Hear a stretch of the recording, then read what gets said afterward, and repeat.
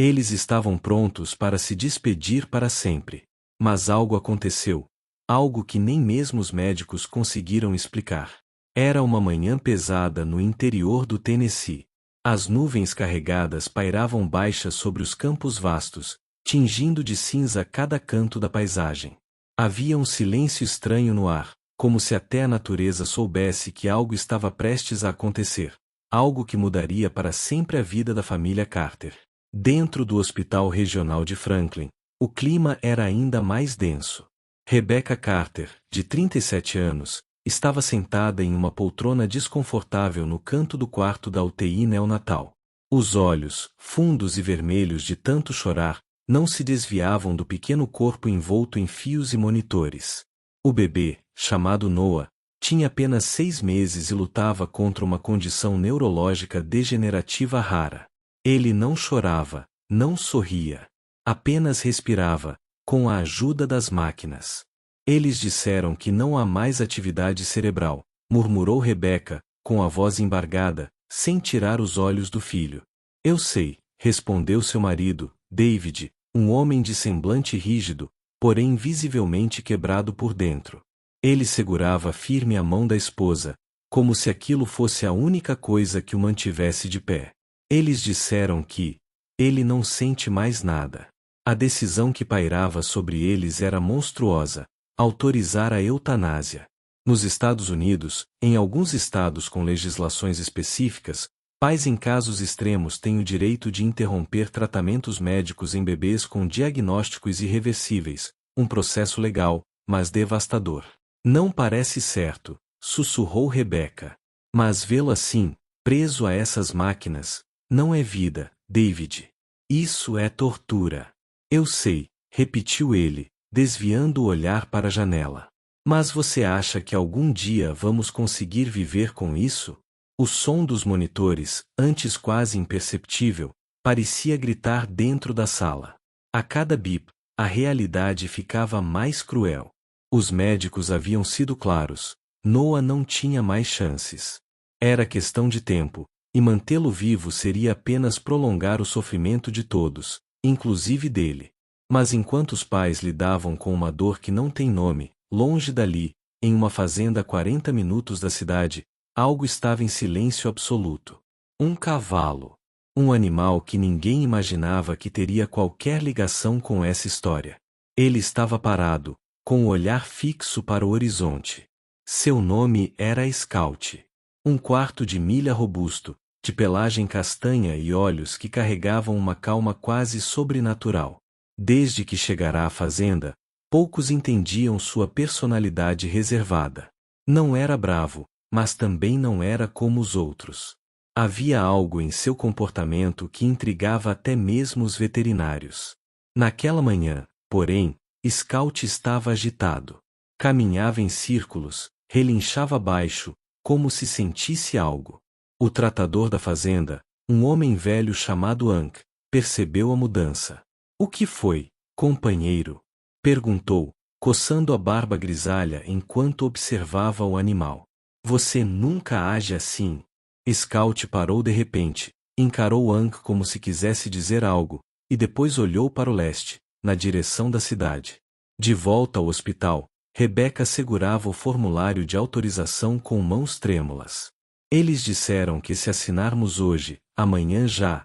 Ela não conseguiu terminar a frase. Talvez a gente pudesse levá-lo para a fazenda.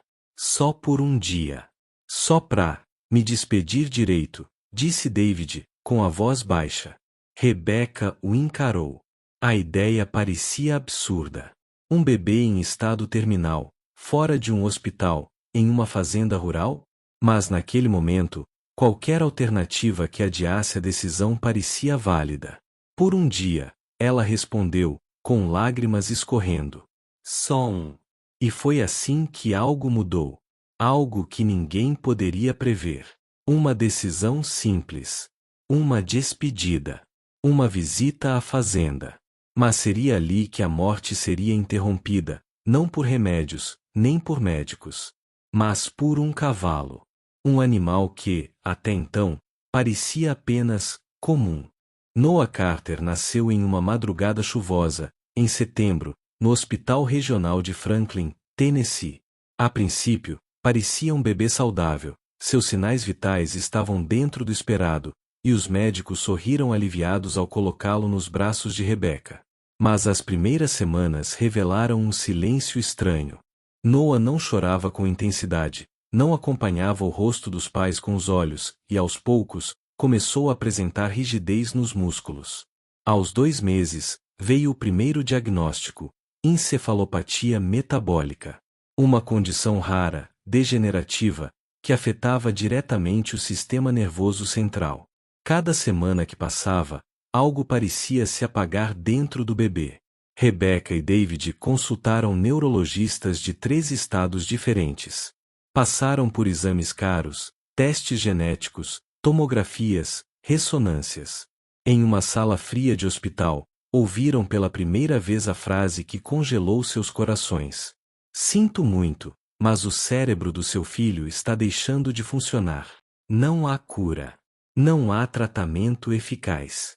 Tudo o que podemos fazer agora é garantir que ele sinta o mínimo possível de dor, disse a doutora Susan Bell, uma neuropediatra experiente, conhecida por sua franqueza delicada. David, sentado com os cotovelos apoiados nos joelhos e o rosto enterrado nas mãos, não conseguia falar. Rebecca, por outro lado, travou. Sua mente recusava aquelas palavras. Como assim não havia o que fazer? Mas ele ainda, respira, ele ainda está aqui. Protestou. Eu entendo o que a senhora está sentindo. Mas precisamos ser honestos. A respiração é controlada por reflexos automáticos do tronco cerebral. A atividade consciente, os estímulos de dor, a conexão com o mundo, tudo isso está se apagando, explicou a médica. Noah foi internado aos 5 meses, após apresentar uma crise convulsiva intensa. Desde então, não se mexia, não reagia à luz, ao toque, à voz. Era mantido por sondas, ventilação assistida e monitores cardíacos. A cada dia, o gráfico de sua atividade cerebral ficava mais raso, mais silencioso. Vocês têm direito ao protocolo de desligamento, disse uma assistente social, semanas depois. O estado do Tennessee autoriza, em casos irreversíveis, que os pais optem por suspender a manutenção da vida artificial. Trata-se de cuidados paliativos, com sedação e acompanhamento médico. Rebecca perdeu o fôlego. Vocês estão dizendo que a gente pode autorizar que ele morra? Houve um silêncio desconfortável. A assistente respirou fundo. Estamos dizendo que, caso decidam, vocês podem permitir que ele tenha um fim digno, sem sofrimento. Mas essa decisão é de vocês. E ninguém pode forçar isso. O hospital marcou uma reunião com uma junta médica, um capelão e um conselheiro psicológico. Tudo para garantir que os pais estivessem cientes das implicações. Rebecca se sentia em um tribunal, como se fosse culpada por algo que nem sabia nomear.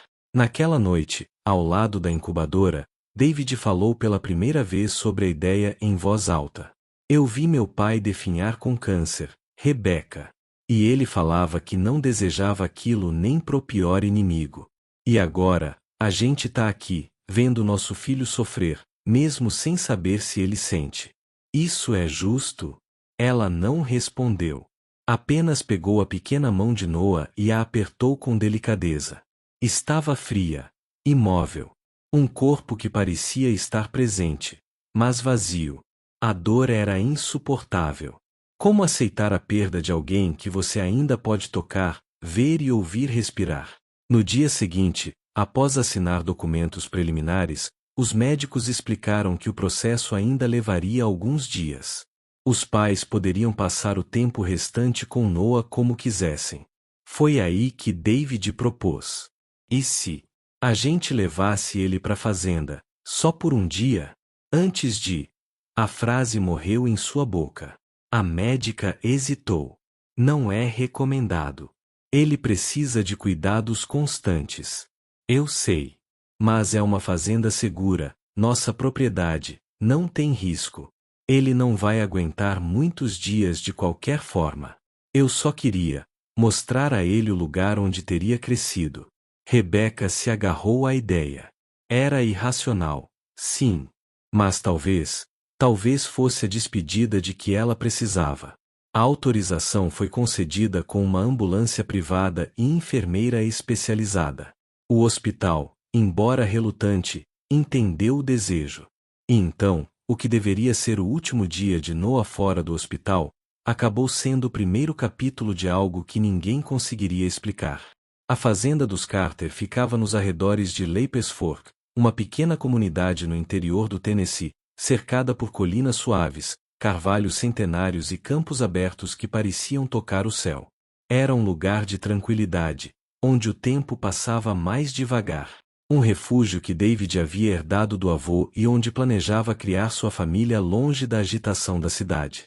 Mas aquele sonho foi interrompido com o diagnóstico de Noah. A casa grande de madeira branca, com varanda envolvente e cheiro constante de café fresco, havia se tornado apenas um ponto de passagem. Desde que o bebê fora internado, Rebeca quase não voltava ali. David aparecia esporadicamente, cuidando de pequenos reparos para manter tudo de pé, mais por inércia do que por esperança. Foi em uma dessas visitas que ele conheceu Scout. Na época, David não estava procurando um cavalo. Ele havia ido até um leilão rural para comprar ração e ferramentas. Mas, no final da tarde, um pequeno grupo de animais resgatados foi trazido por uma ONG local que promovia adoções. Scout chamou atenção de imediato. Não por sua aparência, era um cavalo robusto, de pelagem castanha escura, com uma mancha branca no focinho. Mas havia algo no seu olhar. Não era medo, nem agitação. Era uma calma estranha, quase humana. Como se já tivesse visto demais. Esse aí foi resgatado de uma propriedade abandonada, disse a voluntária da ONG. Estava desnutrido, mas é forte. Só. Não se conecta fácil com ninguém. Tá sempre quieto. Mas nunca demonstrou agressividade. David ficou parado diante do cercado, observando o animal. Por algum motivo que não sabia explicar, sentiu uma paz ao olhar para ele. Como é o nome dele? Perguntou. A gente chama de Scout. Mas ele nunca responde. Sem planejar, David levou Scout para casa naquela tarde. Rebeca não entendeu. Um cavalo? Agora? Com tudo o que estamos vivendo? Questionou, exausta. Eu não sei, ele respondeu. Quando olhei para ele, por um momento, foi como se tudo ficasse menos pesado. Scout foi instalado no celeiro antigo da fazenda. Tinha água, pasto e sombra. Não exigia muito. Não fazia estardalhaço. Apenas observava. Era como se o mundo girasse devagar para ele, como se vivesse em outro ritmo. Com o tempo, Hank, o caseiro da fazenda, começou a notar coisas curiosas. Ele nunca corre com os outros cavalos, comentou certa vez. Mas sempre sabe quando alguém tá para chegar. Fica parado na cerca, olhando pro portão. E nunca erra. Scout também parecia ter sensibilidade ao estado emocional das pessoas. Quando Rebeca veio visitar a fazenda depois de semanas no hospital, o cavalo se aproximou devagar e apenas a encarou. Ela, sem saber por quê, começou a chorar. E ele ficou ali, imóvel, como se escutasse com o corpo inteiro. Esse bicho tem alma, disse Hank, balançando a cabeça. Foi por isso que, quando decidiram levar Noah à fazenda pela última vez, David pensou imediatamente em Scout. Ele não disse isso em voz alta. Nem para si mesmo. Mas havia uma parte dele que queria, de alguma forma inexplicável, que seu filho tivesse contato com aquele animal. Como se algo bom pudesse nascer dali. A ambulância chegou no fim da tarde, acompanhada por uma enfermeira especializada chamada Ellen. Era uma mulher experiente, gentil, com fala suave. O bebê foi acomodado com todo cuidado em uma área improvisada da sala de estar, onde grandes janelas davam vista para os campos abertos. Rebeca sentou-se ao lado da maca com Noah nos braços. Pela primeira vez em meses, O menino sentia o calor do sol batendo suavemente em seu rostinho. Havia pássaros cantando, o som do vento nas árvores, e o cheiro de grama fresca no ar. Scout, que estava no pasto, ergueu a cabeça e caminhou lentamente até a cerca. Parou, como sempre fazia, e ficou olhando fixamente para a casa. Parece que ele sabe que tem alguém novo aqui, comentou Hank. Ele sempre sabe, respondeu David, olhando para o cavalo com um peso silencioso no peito. Naquele momento, ninguém poderia imaginar o que aconteceria no dia seguinte. Mas, em silêncio, o destino já começava a se mexer. E Scout já estava esperando. O sol nascia devagar sobre os campos de Leipers Fork. A névoa da manhã ainda pairava sobre a relva úmida, e o som distante de galos e pássaros criava uma trilha sonora suave, quase cerimonial. Era o tipo de manhã que, em outros tempos, seria perfeita para tomar café na varanda e deixar Noah brincar no gramado. Mas aquele dia não era como os outros. Aquela manhã carregava o peso de um possível fim. Rebecca passou a noite no sofá da sala, com Noah nos braços. Recusou-se a deixá-lo no suporte da maca ou na cadeira especial trazida pela enfermeira. Queria tê-lo colado ao peito, sentir sua respiração leve, quase imperceptível. Sentia que, a qualquer segundo, ele poderia simplesmente partir. David não dormiu. Passou horas andando pela casa, parando de vez em quando na porta da sala para observar os dois. Em determinado momento da madrugada, sentou-se no chão, encostado na parede do corredor, e chorou em silêncio. A enfermeira Ellen preparou tudo com delicadeza. Checou os sinais vitais, ajustou os cabos e sondas com mãos treinadas. Não fazia perguntas. Apenas cuidava, como alguém que sabia que o cuidado silencioso é, às vezes, o gesto mais humano de todos. Por volta das 8, David saiu até o celeiro. Scout estava ali, em pé, à sombra de uma figueira antiga, olhando na direção da casa. Como se já soubesse o que estava acontecendo.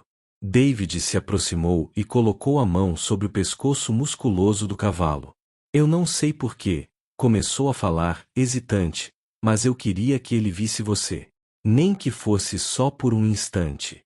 Scout virou levemente a cabeça e tocou a testa de David com o focinho. Um gesto sutil, mas que fez algo dentro do homem estremecer. Com o apoio de Ellen, Rebecca levou Noah até o quintal, onde uma manta grossa havia sido estendida sob a sombra de uma árvore. Ela se sentou com o bebê no colo, envolta por almofadas e cobertores. O menino estava imóvel, os olhos semicerrados, a pele pálida. Eu sempre imaginei esse momento de outro jeito, disse ela, com a voz embargada. Com você correndo pelo gramado, aprendendo a andar de bicicleta. Não, não assim. David se ajoelhou ao lado dos dois, passou o dedo pela bochecha do filho e respirou fundo. Eu também. Mas, talvez, de alguma forma, ele esteja sentindo que a gente tá aqui. Que a gente ama ele. O silêncio foi interrompido por um som de passos lentos. Scout se aproximava, conduzido sem rédea. Apenas caminhava, com o pescoço erguido e os olhos fixos em Noah. Parou a poucos metros, sem medo, sem hesitação. E então, aconteceu. O cavalo deu mais 2 passos e se abaixou, coisa rara. Dobrou levemente as patas da frente e deitou-se ao lado da manta. Inclinou a cabeça até encostar o focinho no peito de Noah. E ali ficou. Por longos minutos, ninguém se moveu. A cena era de uma quietude solene. O som dos pássaros cessou, o vento pareceu parar. Era como se o tempo tivesse sido suspenso. Rebecca olhou para Ellen, que observava com olhos arregalados, mas sem intervir. Isso é normal? Sussurrou. A enfermeira balançou a cabeça. Não. Nunca vi nada assim.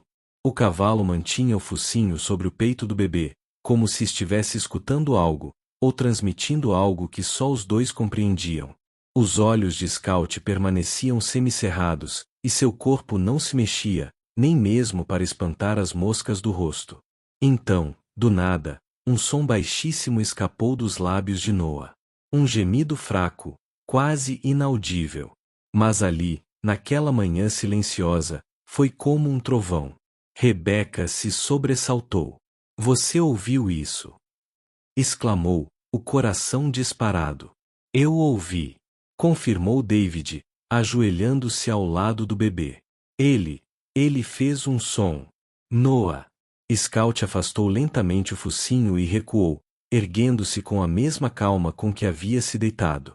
Caminhou até a cerca e parou, olhando novamente para trás.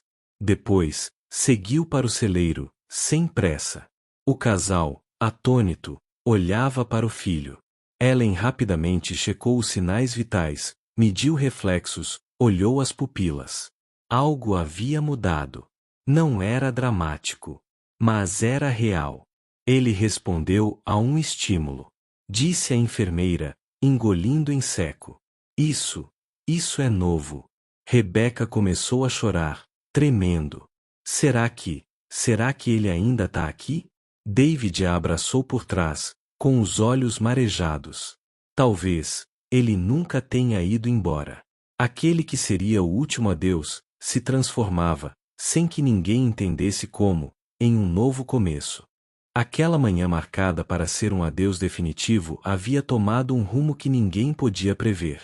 O som fraco vindo dos lábios de Noa ainda ecoava na mente de todos. Um gemido breve, sim, mas suficiente para abalar tudo que os médicos haviam decretado como irreversível. Rebeca mal conseguia se mover. Permaneceu sentada sob a árvore, segurando o filho com mais firmeza, como se ele pudesse escapar a qualquer segundo. David, por outro lado, ficou de pé, andando em círculos, olhando ora para o bebê, ora para o celeiro onde Scout desaparecera, como se tentasse entender o que havia acabado de acontecer. A enfermeira Ellen foi a primeira a agir com clareza. Eu preciso documentar isso, disse, retirando um pequeno tablet da mochila. Não temos nenhum registro em vídeo, mas posso anotar exatamente o horário e as condições. Isso pode ser importante. Importante. Rebeca virou-se para ela, o rosto molhado de lágrimas. Ele não fazia som há semanas. Você viu o que aconteceu, Ellen? O cavalo tocou o peito dele e... Ele respondeu. Ellen assentiu, com uma expressão que misturava empatia e cautela profissional. Eu sei, Rebeca. Mas preciso manter a racionalidade por enquanto. Vamos observar com atenção. Pode ter sido um espasmo, uma coincidência neurológica. Coincidência? David interrompeu. Você mesma disse que nunca viu algo assim. E não vi. Mas minha função é manter a calma e registrar tudo, por mais estranho que pareça. Rebeca segurou o bebê com mais carinho, sentindo a respiração dele, ainda fraca, mas constante. Havia algo diferente. Não era só o som. Era o calor do corpo, o leve tremor dos dedos. Ela conhecia o filho melhor que qualquer monitor. E sabia, Noa estava ali. No fim daquela tarde, enquanto Ellen organizava os equipamentos e fazia ligações para o hospital, David saiu discretamente até o celeiro. Scout estava em seu canto, de pé, olhando o horizonte, como fazia sempre no fim do dia. O que foi aquilo, hein, garoto? David se aproximou devagar, passando a mão pelo pescoço do cavalo. O que você viu nele que a gente não viu? Scout não se mexeu. Apenas respirava profundamente, como se sentisse o peso do momento. Seus olhos pareciam distantes, mas havia uma centelha de presença ali. Uma conexão silenciosa. David encostou a testa na testa do cavalo, fechando os olhos. Obrigado. Seja lá o que aconteceu, você trouxe meu filho de volta por um instante. E isso, já vale tudo. Naquela noite, Rebeca decidiu dormir com Noa na cama grande do quarto principal da fazenda. Ellen montou um pequeno monitor portátil para observar os sinais vitais à distância, mas insistiu para que o bebê ficasse próximo à mãe. O toque materno pode fazer diferença também. Tudo o que puder estimular, é válido, disse. David ficou acordado por horas, sentado na cadeira de balanço ao lado da cama. A cada pequeno movimento de Noah, ele prendia a respiração. Havia esperança agora, frágil, tímida, mas real. Por volta das 3 da manhã, Rebeca acordou com um sobressalto. Sentiu algo. Olhou para Noah. Seus dedos estavam levemente curvados, e então, moveram-se. Lentamente. Como se o bebê estivesse tentando fechar a mão. David! Ela sussurrou, sacudindo o marido. Olha! Ele correu para o lado da cama. Os dois observaram enquanto, de forma quase imperceptível, o pequeno punho de Noah se fechava e abria, devagar. Era pouco. Mas era movimento. Na manhã seguinte, a decisão era clara: voltar ao hospital. Ellen organizou o transporte e avisou a equipe médica. Mas algo os impulsionava a fazer uma última parada antes de sair da fazenda. Rebeca, com Noah nos braços, caminhou até a cerca onde Scout os esperava. O cavalo veio sozinho. Sem que ninguém o chamasse. Ela parou diante dele e levantou o bebê, aproximando-o do animal. Eu não sei o que você fez, sussurrou, mas se ele está aqui, é por sua causa. Scout esticou o pescoço e, pela segunda vez, tocou o peito de Noah com o focinho. Um toque leve. E então, como se sentisse algo familiar, Noah moveu a mãozinha e encostou na crina do cavalo. Rebeca engasgou com um choro. Ele tocou você. David não disse nada. Apenas colocou a mão no ombro da esposa e encarou o cavalo com reverência. Naquele instante, todos entenderam. Aquilo não era coincidência. Nem sorte. Era uma ligação, inexplicável, improvável, mas real. E agora, a ciência teria que correr atrás da fé. O retorno ao hospital foi silencioso, carregado de tensão e esperança. O carro atravessava as rodovias do Tennessee com Rebeca no banco de trás, abraçando Noah como se ele fosse feito de vidro. Ao lado, a enfermeira Ellen monitorava os sinais vitais no pequeno tablet, sempre atenta a qualquer variação. David dirigia em silêncio, os olhos fixos na estrada, mas a mente longe, tentando aceitar que algo, inexplicável até para os padrões da fé, estava acontecendo. Ao chegarem ao St. Jude's Children's Hospital, em Nashville, a equipe já estava de prontidão. O Dr. Simon Reynolds, neurologista pediátrico-chefe do hospital, os aguardava no saguão, com expressão cética e contida. Disseram que houve alguma atividade sensorial? Perguntou ele, assim que viu Ellen. Não só sensorial, ela respondeu, olhando diretamente nos olhos dele. Houve movimento. Houve som. E houve reação ao toque. E o que o provocou? Insistiu o médico. David desceu do carro e respondeu por ela. Um cavalo. Reynolds franziu a testa, claramente desconfortável.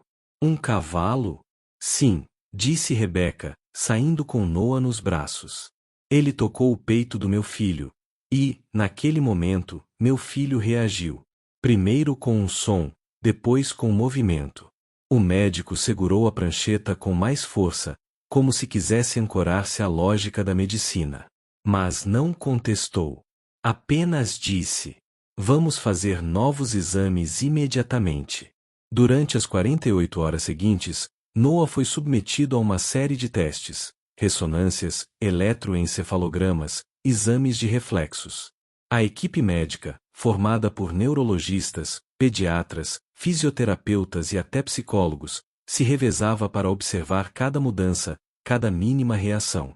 E então, os primeiros sinais concretos surgiram. A atividade elétrica na área frontal do cérebro, disse Reynolds, em uma reunião privada com a equipe e os pais. E não é apenas resíduo aleatório. São padrões coerentes, semelhantes aos de alguém em estado de consciência mínima. Rebeca apertou a mão de David. Isso quer dizer que ele está acordando. Reynolds hesitou, mas enfim respondeu. Não posso afirmar isso com certeza. Mas o que eu posso dizer é que o cérebro dele está se comportando de maneira completamente diferente do que vínhamos observando até agora. David levantou-se da cadeira. E vocês acham que isso começou depois do contato com o cavalo? O médico não respondeu de imediato. Caminhou até a janela da sala de conferência e olhou para fora antes de virar-se novamente. Eu sou cientista, David. Preciso de dados, de provas. Mas a única variável fora do protocolo, entre os últimos exames e os novos, foi esse momento na fazenda. O nome dele é Scout, disse Rebecca, com um sorriso tímido. E não foi só um momento. Foi algo que mudou tudo. Com o passar dos dias, Noah passou a demonstrar respostas mais frequentes. Seus dedos se fechavam quando alguém tocava sua palma. Seus olhos piscavam em resposta a estímulos luminosos.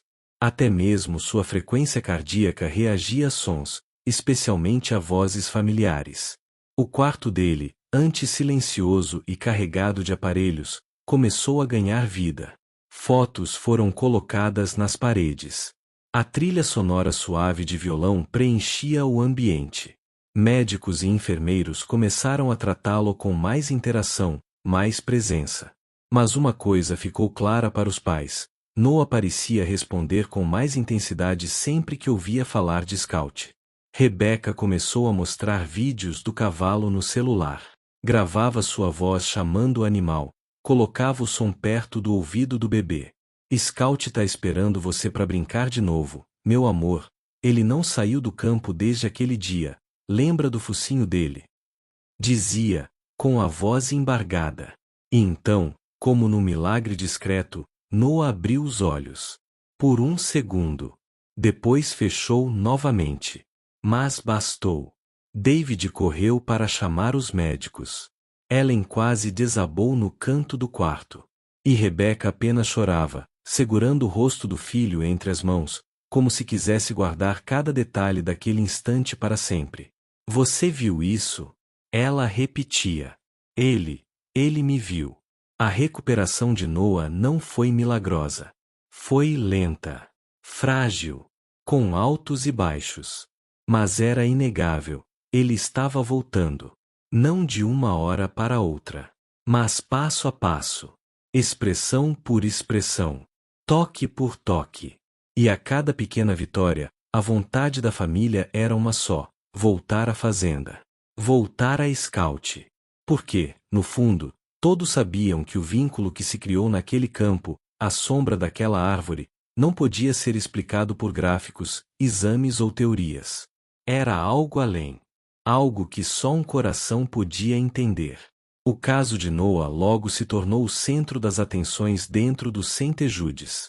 Os corredores antisilenciosos agora estavam repletos de cochichos entre médicos e enfermeiros. É o bebê que foi salvo por um cavalo, perguntavam-se. As informações se espalhavam de sala em sala, e, em pouco tempo, o nome Scout era falado quase com reverência pelos profissionais. O Dr. Simon Reynolds, acostumado com situações difíceis e quadros irreversíveis, era agora confrontado com algo que não sabia classificar.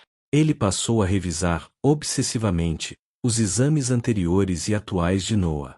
As ressonâncias cerebrais, os registros de EEG, os relatórios dos neurologistas, tudo. Uma tarde, chamou Ellen para uma conversa reservada.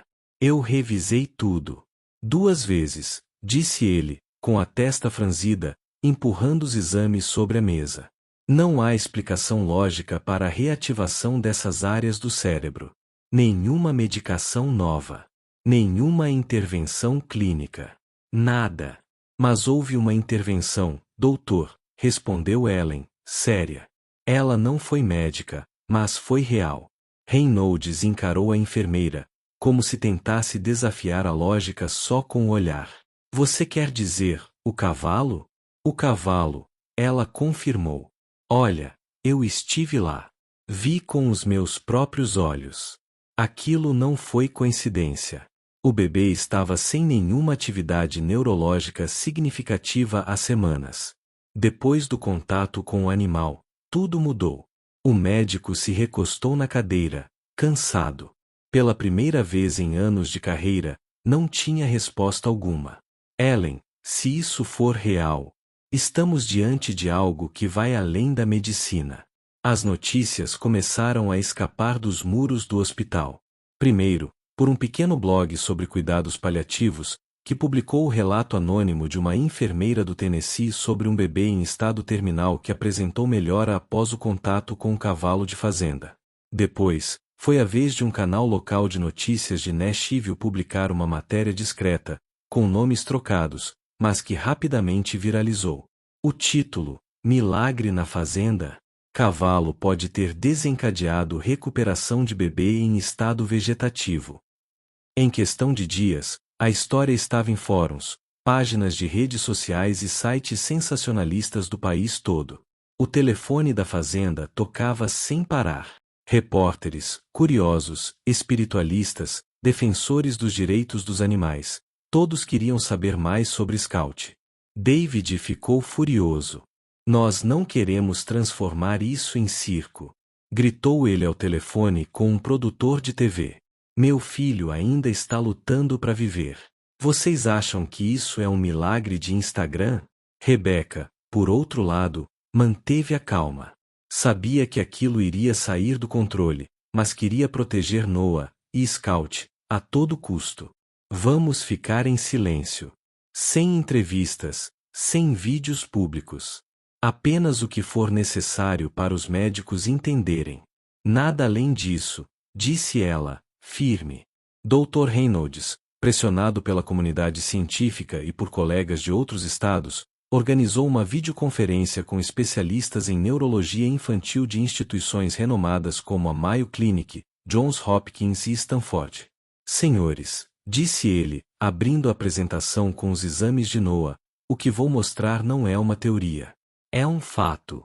Explicou o histórico do bebê, o diagnóstico terminal, o protocolo de cuidados paliativos, e então mostrou os vídeos gravados por Ellen, os pequenos movimentos, as respostas aos estímulos, e a primeira piscada intencional de Noah.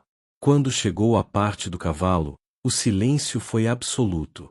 O único fator fora de padrão foi esse. O bebê foi levado à fazenda da família e, lá, teve contato direto com um cavalo chamado Scout.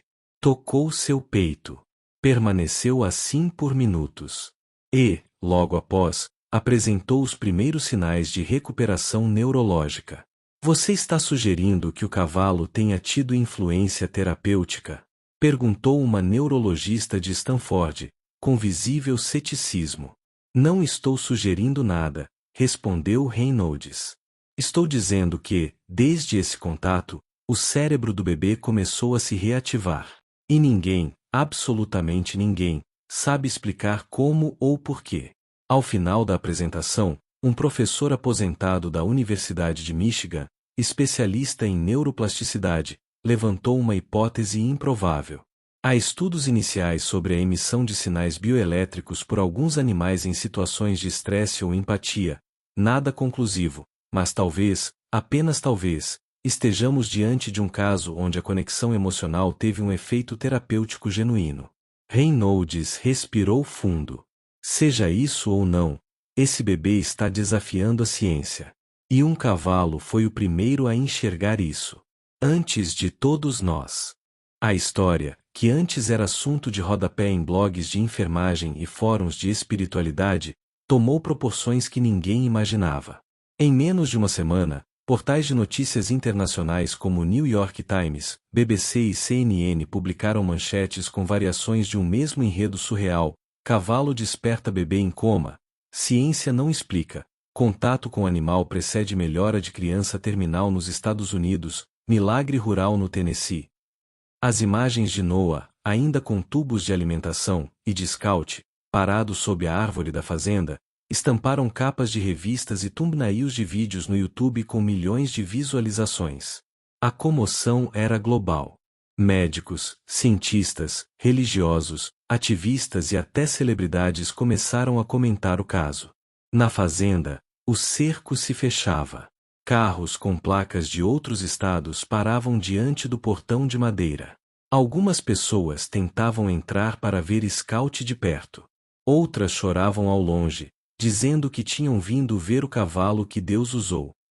David, em constante tensão, instalou câmeras de segurança e reforçou a cerca com arame. Em uma noite, encontrou um grupo tentando invadir a propriedade com uma bandeira dizendo: "Milagre a serviço do bem." Chamou a polícia. "Isso aqui é a nossa casa. Nosso filho ainda tá lutando para viver." Gritava, indignado. Rebeca tentou manter a calma, mas o esgotamento era visível. As olheiras profundas, os cabelos sempre presos com pressa, o tom de voz que oscilava entre esperança e exaustão. Ela parou de atender o celular e deletou suas redes sociais após receber mais de 3.000 mensagens em 2 dias. Mesmo assim, entenderam que não poderiam evitar o interesse da imprensa para sempre. Então, tomaram uma decisão: fariam um único vídeo oficial, explicando a situação, e depois pediriam privacidade. O vídeo foi gravado no campo da fazenda, com o Scout ao fundo. Rebeca falava, com Noah no colo e David ao lado. "O que aconteceu com nosso filho não é algo que conseguimos entender. Ele ainda está em recuperação. Não sabemos o que o futuro reserva. Mas o que aconteceu naquele dia foi real." Scout é um cavalo calmo, doce, e por alguma razão que nem os médicos conseguem explicar, ele foi o primeiro ser a quem Noah reagiu depois de semanas sem qualquer sinal de consciência. Ela fez uma pausa, respirou fundo. "Não estamos aqui para vender milagre. Só queremos que nosso filho continue em paz. E que o mundo veja que, às vezes, o amor de um animal pode atravessar barreiras que a ciência ainda não entende." O vídeo teve 37 milhões de visualizações em uma semana. Na ala pediátrica do hospital, o clima também mudou. Crianças em tratamento passaram a receber visitas de animais de apoio emocional com mais frequência. Alguns quartos tinham retratos de cavalos nas paredes. Médicos e enfermeiros começaram a estudar os efeitos da presença animal no sistema nervoso em casos críticos. E os debates se espalharam para além da medicina. Na televisão, um painel com neurocientistas, monges budistas e um treinador de cavalos discutia o caso sob ângulos diferentes. Alguns chamavam de intervenção divina. Outros, de cura pelo vínculo. E outros diziam ser apenas coincidência com efeito emocional ampliado. Em uma entrevista à NPR, Dr. Reynolds foi direto. "O que aconteceu com Noah pode ser único, ou pode estar revelando algo que ainda não sabemos. O cérebro humano é um território vasto. Talvez emoções profundas, estímulos sensoriais e até mesmo a presença de um animal possam reativar conexões adormecidas. Ainda não sabemos. Mas negar o impacto do que aconteceu seria desonesto." Rebeca e David passaram a receber cartas de todo mundo. Pais de crianças doentes. Veterinários emocionados. Cartas vindas do Japão, da Islândia, da África do Sul. Uma delas, de uma mãe canadense, dizia: "Minha filha faleceu em coma há 2 anos. Eu daria tudo por um instante como o de vocês. Não sei o que aconteceu, mas Scout me deu paz. Obrigada por compartilharem." Na fazenda, Scout permanecia o mesmo, calmo, silencioso, observador. Mas agora, parecia saber que era observado. Quando Noah era levado para vê-lo, agora fora do hospital, em visitas breves e controladas, o cavalo se aproximava devagar, abaixando a cabeça, encostando o focinho na perna da criança. Nenhum som. Nenhuma explicação. Apenas um vínculo que o mundo inteiro testemunhava, mas que só os dois realmente compreendiam. Noah tinha agora quase 3 anos. O tempo havia passado entre terapias, consultas e muitas incertezas, mas uma coisa era evidente: contra todas as previsões, ele estava vivo.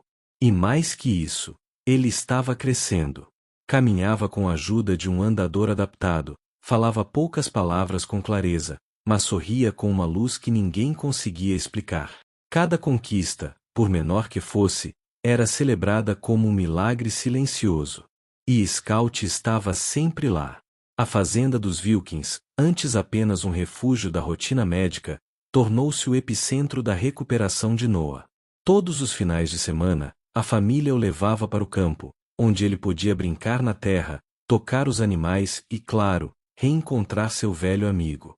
O primeiro passo de Noah, meses antes, não aconteceu em uma clínica, nem em um hospital. Aconteceu ali, entre a cerca de madeira e o velho carvalho, com o Scout a poucos metros de distância. Rebecca estava segurando as mãos dele, como fazia todos os dias durante as sessões em casa. Mas, naquele dia, algo foi diferente. Noah viu Scout e estendeu o braço para ele, soltando-se por instinto. Deu um passo. E depois caiu sentado na grama. Foi o suficiente. Rebecca gritou, chorando como nunca antes. David correu do celeiro, sem entender o que havia acontecido. E Ellen, que por coincidência estava visitando naquele dia, filmou tudo com o celular. No vídeo, Noah está rindo no chão. Scout se aproxima, abaixa o focinho e encosta na testa dele. A imagem correu o mundo mais uma vez, mas agora a família já sabia como lidar. Mantiveram o vídeo nas redes sociais apenas por 24 horas. Depois, apagaram. É nosso. Só nosso, disse David. O mundo já viu o bastante. Mas havia algo mais. Um tipo de percepção em Scout que ninguém conseguia ignorar. O cavalo parecia antecipar qualquer sinal de desconforto de Noah. Em dias em que o menino estava com febre ou mais sonolento, Scout ficava inquieto. Empacava no celeiro, relinchava baixo, como se chamasse alguém. Certa manhã, David acordou com batidas na porta do estábulo e encontrou o cavalo agitado. Minutos depois, Noah começou a ter convulsões, algo raro, mas previsto pelos médicos. Foram para o hospital a tempo. Ele sente. Ele sabe antes da gente, disse Rebecca, em uma noite, sentada com Ellen na varanda. Não é só empatia. É algo mais profundo, respondeu a enfermeira, com um brilho nos olhos. Eu trabalhei com terapia assistida por animais por um tempo. Mas nunca vi nada assim. É como se eles estivessem ligados por algo que vai além da nossa compreensão. Noah não gostava de muitos brinquedos. Recusava eletrônicos, bonecos, luzes piscando. Mas tinha um único pelúcia favorito, um cavalo marrom, com olhos de vidro. Chamava de Colt, a forma que conseguia dizer o nome de seu protetor. Quer ver o Scout hoje? Perguntava Rebecca todas as manhãs. E ele batia palmas, balbuciando de alegria. Na primavera daquele ano, Noah passou pela primeira vez um fim de semana inteiro na fazenda, dormindo lá com os pais e com a supervisão de uma terapeuta voluntária. Scout dormiu do lado de fora da casa todas as noites, encostado na parede do quarto. Na segunda noite, Rebecca acordou de madrugada com um som de casco. Espiou pela janela e viu o cavalo andando em círculos no gramado. Quando entrou no quarto de Noah, o menino estava se mexendo muito, com febre alta e dificuldade para respirar. Pegaram o carro e correram para o hospital. Mais uma vez, a intuição do cavalo foi o alarme silencioso que salvou o menino. Com o tempo, médicos de outros estados começaram a estudar casos semelhantes. Alguns relatavam melhoras sutis em crianças com autismo após sessões com cavalos. Outros, benefícios emocionais claros em pacientes terminais. Mas ninguém havia registrado uma reversão neurológica como a de Noah. Ele virou tema de palestras, teses, artigos científicos, e Scout, uma lenda viva. Mas para a família Wilkins, nada disso importava tanto quanto que eles viam todos os dias, a forma como Noah tocava o focinho de Scout, como se dissesse obrigado com o olhar. Como o cavalo baixava a cabeça e fechava os olhos, como se dissesse estou aqui. E ninguém duvidava de que ele estaria, sempre. O tempo passou, como passa para todos. Noah estava com 5 anos agora. Corria com as próprias pernas pela fazenda, embora ainda carregasse algumas limitações motoras leves e precisasse de suporte em certas atividades. Mas ele falava, ria, aprendia, e acima de tudo, vivia. Scout, o cavalo que um dia fora apenas mais um animal silencioso na propriedade, agora era considerado parte da família. Não como um pet, mas como um ser com um papel único, quase sagrado, na jornada dos Wilkins. Apesar da fama mundial, da atenção da mídia e dos convites para documentários e entrevistas exclusivas, Rebecca e David mantiveram a mesma decisão de anos atrás: silêncio. Eles não se viam como protagonistas de um milagre, tampouco como mensageiros de algo sobrenatural.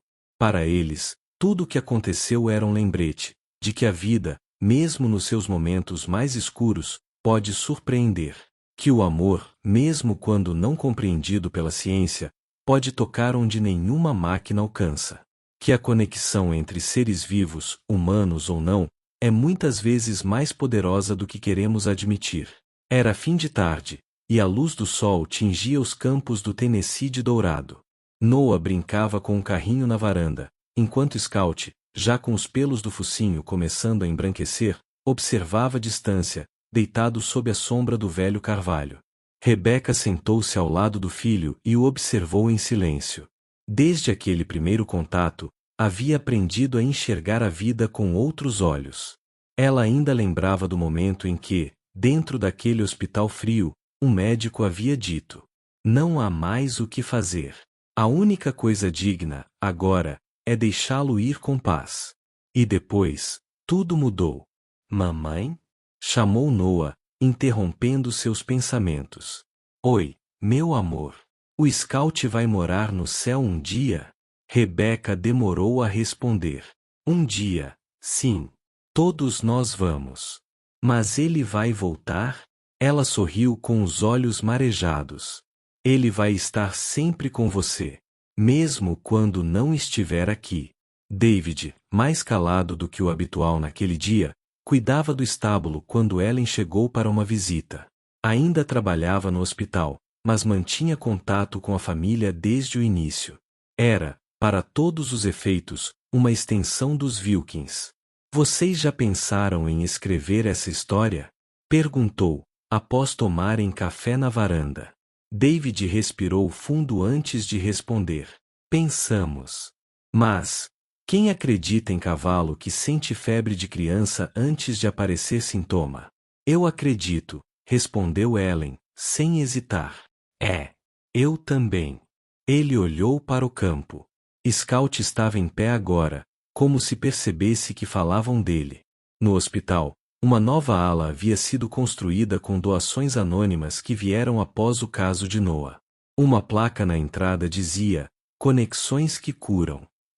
Era destinada a pacientes pediátricos com doenças neurológicas, e incluía sessões regulares com animais treinados para apoio emocional.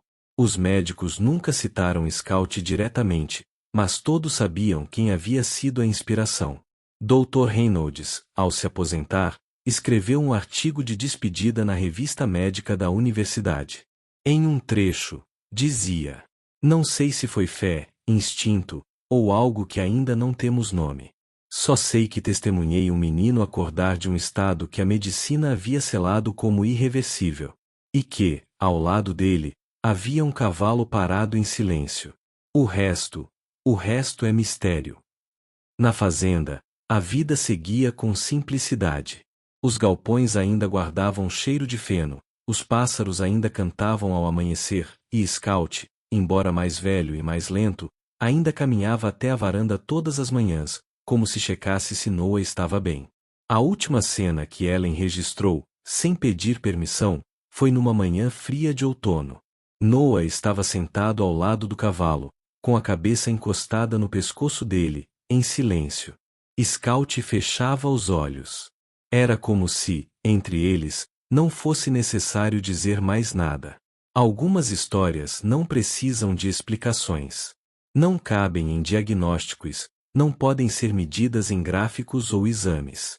Algumas histórias são feitas de encontros improváveis, de silêncios que gritam, de gestos que curam. No final, o cavalo não foi o milagre. O milagre foi o vínculo. E o mundo inteiro, inclusive a ciência, teve que parar, apenas por um momento, para escutar o que um menino e um cavalo estavam tentando dizer desde o início. Se gostou dessa história emocionante, deixe o like e se inscreva no canal para mais vídeos emocionantes como esse e deixe nos comentários o que achou.